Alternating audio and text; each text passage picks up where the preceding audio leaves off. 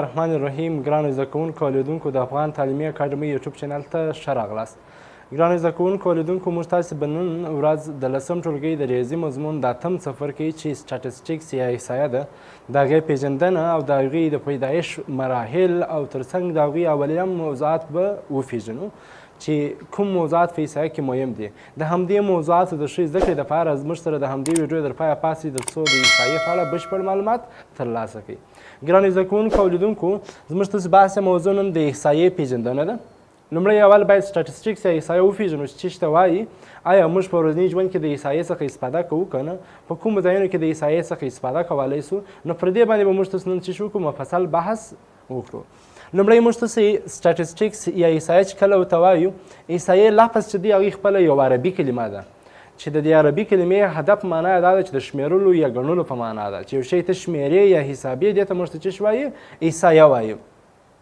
دا نو د شمېرل د هر شي څخه حسابل کېږي. د کورنۍ د غړو شمېر، د صنفیانو په یو صنف کې د ټولګي د شاګردانو تعداد، په یو مکتب کې د استادانو تعداد، په یو مکتب کې د ټولو زده کوونکو تعداد. نو د هر شي په اړه چې ته شمېر وړاندې کوې د دې شمېرل عبارت څه څخه دی؟ له احصایې څخه دی. اما د احصایې دپاره چې دا په لغوي مفهوم یا بیان سو، اما د احصایې د جامع یا داسې یو تعریف چې ټوله احصایې بحث تر څېړنې لاندې ونیسي،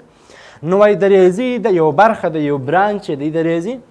د ریاضي هغه برخه ده چې د معلوماتو راټولول، ترتیب، تنظیم، تحلیل او تجزیې څخه چې بحث کوي. د ریاضي هغه برخه چې د یو شي په اړه معلومات راټولوي، هغوی ترتیبوي او تنظیموي او وروسته بیا د هغوی څخه تحلیل او تجزیه، یعنې د هغوی څخه یو نتیجه په لاس راوړي. دې ته موږ ته څه وایي؟ احصایه وایو. یعنې که په دې تعریف باندې موږ تاسې یو مثال باندې بیان وکړو داسې که چیرې موږ وغواړو چې د یو هېواد د تاریخي ځایونو په اړه معلومات راټول کړو، لومړی د هغوی په اړه معلومات راټولوو، بیا وروسته هغه ترتیب و تنظیم کوو، بیا وروسته تحلیل و تجزیه، دا معنی خلاصه نتیجه وړاندې کوو چې په دې هېواد کې دغه تاریخي آثار دي، په کوم وخت پرې تړاو لري او څومره وخت د پیدایش یا د آثار وخت دی. نو په دې اړه که معلومات لاسته راوړو د احصایې څخه څه کوو؟ استفاده کوو. د احصایې د پیدایش که موږ بحث وکړو چې د احصایې د کوم وخت څخه راپیل سوه، 3000 قبل میلاد مخکې پر دې باندې مصریانو، رومیانو، بابلیانو او ترڅنګ چین په دې باندې د نفوس د شمېرلو لپاره د احصایې د لفظ یا د کلمې څخه کارول. یعنې 3000 قبل میلاد مخکې د احصایې کلمه خلکو سره اشنا وه او په هغه وخت کې د احصایې د لفظ سره داسې ابتدایي حالات یې رامنځته سو چې یوازې د یو شمېر او د یو شي د ګڼلو دپاره څه کول؟ استفاده کول. اما بیا په 18مه او 18مه پیړۍ کې بیا دې احصایې هغه علمي یا د پرمختګ او د انکشاف دوره نومول سوه چې په دې پیړۍ کې یا په 18مه او 18م قرن یا پیړۍ کې دې نور پرمختګ او په عملي ډګر ته څه سوه؟ وړاندې سوه. 3000 قبل میلاد مخکې دې هېوادونو یوازې د نفوس د شمېر لپاره څه کول؟ استفاده کول. د احصایې د استفادې ځایونه چې موږ آیا په ورځني ژوند کې د احصایې کومو ځایونو کې څه کولی سو؟ د دې څخه استفاده کولی سو. موږ ډېر ځایونه شته چې د احصایې هلته په ورځني ژوند کې څه استعمالیږي. که موږ د مهاجرت په اړه بحث کوو، یو هېواد څومره وګړي مهاجر سوي دي، احصایه باید موجود وي. څومره وګړي په هېواد ته د تېر کال په جریان کې یا د یو کال په جریان کې هېواد ته راغلي دي، د دې په اړه تللو او د راتللو د دواړو کسانو په اړه راپور راټولول احصایه سوه. ترانسپورټ ریاست په اړه معلومات، څومره مثلا د یو ښار ته څومره ترانسپورټ کېږي او څومره ترانسپورټ دغه ښار څخه څه کېږي؟ داخل ته راځي او څومره خارج ته ځي. مالیې وزارتونه، په دې ټولو وزارتونو کې موږ تاسې د یو هېواد څومره په دې هېواد کې څومره کسان ته معاشات ورکول کېږي، څومره کسان په وظیفو باندې مقرره دي او د دې احصایې راټولول دا څه شته د احصایې څخه استفاده کېږي. یعنې په دې ځایونو کې ترڅنګ موږ په تجارت او سوداګرۍ کې چې هېواد څومره صادرات و واردات لري، د دې په اړه چې کله موږ تاسو معلومات وړاندې کوو په احصایې څخه استفاده کېږي. د احصایې د ګرافونو په مرسته څه کولی سو؟ بیان کولی سو. د کرنې صنعت تولید په اندازه کې چې یو هېواد څو فیصد خپله داخلي تولید لري او څومره صنعت خپله داخل څخه پوره کوي، اما څومره بیا د خارج څخه څه واردوي. د دې کرنې او صنعت په اړه معلومات راټولول د احصایې څخه استفاده کېږي. ترڅنګ ځینې داسې پوهنځي دي چې په هغو کې هم د احصایې څخه استفاده کېږي، لکه اقتصاد دی، زراعت دی، فیزیک دی، طبابت دی، انجنیري پوهنځی. په دا ټولو پوهنځیو کې حقوق دی. په داسې پوهنځي کې هم موږ تاسې د احصایې زده کړه ضروري ده چې هلته احصایه باید څه تدریس او د هغوی کې معلومات لاسته راوړو. د استفادې د ځایونو څخه وروسته د ډیټا په اړه معلومات چې ډیټا څه ته وایي د ډیټا پیژندنه اولنۍ موضوع د یو موضوع په باره کې راټول سوي معلومات ته موږ ته ډیټا وایي د هر شي په اړه چې ته معلومات راټول کړې دغه راټول سوي معلومات عبارت له ډیټا څخه ده مثال یې که چیرې موږ تاسې د زده کوونکو د قد په اړه معلومات راټولوو چې د زده کوونکو قد څو دی مثلا 120 سانتي وي 110 سانتي مثلا 170 سانتي داسې ادامه کله چې ته د زده کوونکو د قد په اړه معلومات راټول کړې دې راټول سوي معلومات ته موږ ته څه وایي ډیټا وایي یا که د زده کوونکو د عمر په اړه مثلا یو څوک مثلا د 18 کالو د 19 د 20 کالو د 25 کالو د 10 کالو د 13 کالو دا د زده کوونکو څه شوي د دې عمرونه وي د کلو له نګاه څخه نو د یو شي په اړه چې ته معلومات راټول کړې دا عبارت له څه څخه سوه د ډیټا څخه سوه خامه ډیټا کومې ډیټا ته ویل کیږي خامه ډیټا چې کله چې موږ ته وایي هغه معلومات چې پر هغوی هیڅ ډول عملیه نه ترسره سوې یا په بل اصطلاح چې هیڅ ډول نه ترتیب سوي داسې ډول ډیټا ته موږ ته خامه ډیټا وایي تل عمر لومړی خامه ډیټا موږ په لاس راوړو او د هغه څخه وروسته بیا هغه انالایز کوو تحلیل او تجزیه کوو او نتیجه په لاس راوړو کله چې په یو ټولګي د ریاضي مضمون امتحان نمرې معلومې سي مثلا یو زده کوونکي 10 نمرې وړي دي بل زده کوونکي 19 18 15 10 15 40 کله چې د زده کوونکو د ریاضي نمرې راکړي دي دې معلومات ته که موږ تاسو متوجه سو دا معلومات خامه معلومات دي یا خامه ډیټا ده ولې خامه ډیټا ده ځکه د زده کوونکو د ریاضي نمرې چې نه دي سوي ترتیب سوي یا منظم سوي نه دي نو کله چې داسې معلومات چې نمرې هلته ترتیب او منظمې نه سي دا ډول ډیټا ته موږ تاسې په حساب کې کومه ډیټا ویل کېږي دې ته خامه ډیټا ویل کېږي بله مهمه موضوع چې د احصایې په لومړنیو وختونو کې باید موږ سره اشنا یو یا په راتلونکو درسو کې چې د 10م صنف د احصایې په درسونو کې موږ سره اشنا کېږي هغه فریکونسي یا کثرت فریکونسي یا کثرت څه ته وایي په ډیټا کې د معلوماتو د تکرار شمیر ته وایي کوم عدد چې په ډیټا کې څومره تکرار سوی وي د دې د تکرار شمیر عبارت له په ډیټا کې څه څخه دی د فریکونسي څخه دی مثال یې راکړی دی فرض کړه دا د ریاضي د یو مضمون د زده کوونکو نمرې وي وایي تاسې د دغه ډیټا د معلوماتو څه شوه کړئ فریکونسي جدول ترتیب کړئ لومړی په احصایه کې د ټولو مهم شی چې دی اول کله چې موږ ته یو ډاټا راکول سي د ډاټا ترتیب یا تنظیم دی حل اول موږ ته دا ډاټا چې کوو ترتیبوو کله چې ډاټا موږ ته ترتیبوو د کوچني عدد څخه په لوی عدد ته چې کوو ترتیبوو په دې کې د ټولو کوچنی عدد 10 دی د 10 څخه وروسته 15 دی 10 څو ګټه تکرار شوي دي 3 ګټه 10 15 ولس ترڅنګ 18 یو ځل راغلی دی 20 څلور ګټه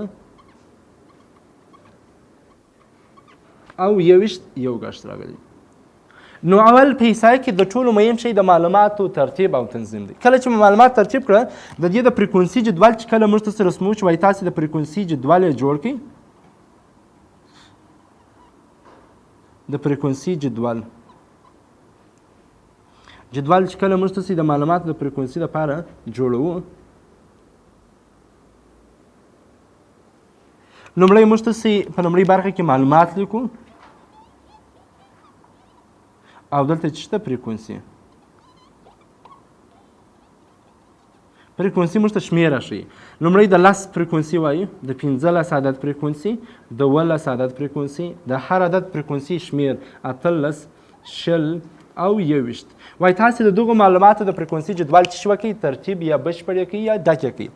10 په دې ډاټا کې که موږ تاسو ته وګورو 10 څو ګټه په ډاټا کې تکرار شوي دي 3 ګټه نو کله چې یو عدد په ډیټا کې د معلومات تکرار شمېر ته موږ تاسو وایو نو موږ وایو د 10 فریکونسي څو سوه 3 سوه 15 په ډیټا کې یو وارې تکرار شوي د معلومات شمېر یو دی نو فریکونسي یو سوه 19 په ډیټا کې دوه وارې تکرار شوي دي نو فریکونسي موږ تاسو وایو د دې عدد فریکونسي څو ده په ډیټا کې 2 ده 18 په ډیټا کې یو وارې تکرار شوي دي فریکونسي یو ده 20 په معلومات کې 4 ځلې چې شوي تکرار شوي 3 ده 4 نو د 20 فریکونسي په دې ډیټا کې څو سوه 4 او 21 فریکونسي څو سوه 1 نو هر عدد چې په ډیټا کې څومره وارې تکرار شي هغې شمېر عبارت له څه څخه دی د هماغه عدد فریکونسي یا د کثرت د جدول څخه دی چې دغه ته موږ تاسې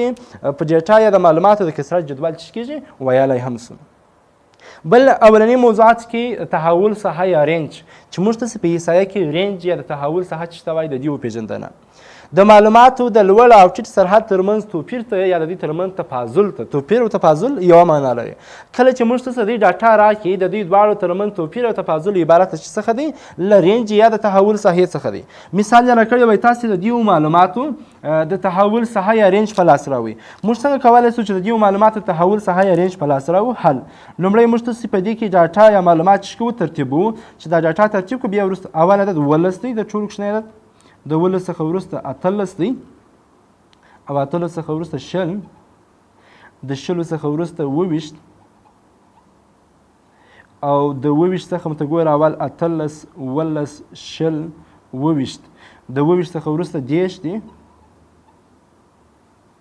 د 10 څخه وروسته 22 دی، د 22 څخه وروسته 40 دوه وارې راغلی دي، 40 دی او 43 دی. کله چې معلومات ترتیب کړله یا ډاټا یې ترتیب کړله په دې کې د ټولو لوړ عدد په دې ډاټا کې هغوی ټولو لوړ سرحد چې دی هغوی 43 دی او د ټولو ټیټ سرحد یې 18 دی. دا یې ټیټ سرحد دی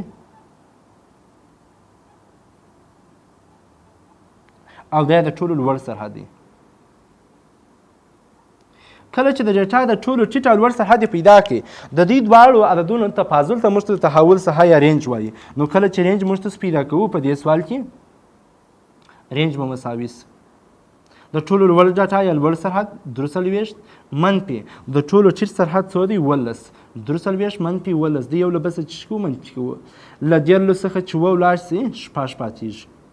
درې پاتې د دروس چې یو ولاړ څو پاتېږي 2. نو موږ تاسو ویلی سو چې د دغې ډیټا د تحول ساحه یا وسط یا رینج یعنې د دې معلوماتو وسط یا پراخوالی څونه سو 26 سو. چې موږ ته څنګه کولی سو چې د یو ډاټا کله غواړو تحول ساحه یا رینج په لاس راوړو لومړی ډاټا ترتیبوو وروسته بیا کولی سو چې د هغې وسط یا رینج په لاس راوړو. ګرانو زده کوونکو او لیدونکو موږ تاسې د سټاټسټیک یا د احصایه وپېژندل چې دا یو عربي کلمه وه د شمېرلو یا ګڼلو معنا درلوده او په لومړي وختونو کې دا د نفوس د شمېرلو لپاره کارېدل چې 3000 قبل میلاد مخکې. اما په 18مه او 13مه پیړۍ کې دا په علمي ډګر ته وړاندې سوله او تر څنګ یې نور پرمختګ او انکشاف یې وکړي چې په نن عصر کې د ریاضي یوه برخه ګرځېدلې ده چې موږ تاسو د معلوماتو د راټولولو ترتیب تنظیم تحلیل او تجزیې دپاره چیش کوو له دې څخه استفاده کوو. په دې کې موږ تاسې استفادې ځایونه وویل چې په دې کې په مهاجرت ترانسپورټ وزارت مالیه او تر څنګ اقتصاد او کرنه او تولید په اندازو کې استفاده کیږي. تر څنګ مې د استفادې د ځای تر څنګ ډیټا وپېژندل چې د موضوع په باره کې راټول شوي معلومات ته ډیټا وایي او فریکونسي خامه ډاټا مې وپېژندل هغه معلومات چې هیڅ ډول عملیه نه وي پرې اجرا سوې او یا کوم ډول ترتیب نه وي سوي دا ډاټا ته خامه ډاټا وایي. فریکونسي مې وپېژندل چې په ډاټا کې د یو عدد یا د معلوماتو تکرار شمېر ته ویل کیږي او تحول ساحه یا رینج مې وپېژندی چې د معلوماتو د ټولو لوړ او ټیټ سرحد ترمنځ تفاضل ته تحول ساحه یا رینج ویلی سو. ګرانو زده کوونکو او لیدونکو زموږ تاسو د نن ورځې درس پر همدې د باندې پای ته ورسېدی. تر بل درس زه ستاسو په خدمت کې حاضرېږم. په لوی شتن تعالی مې سپارم ښې چارې ښه وخت.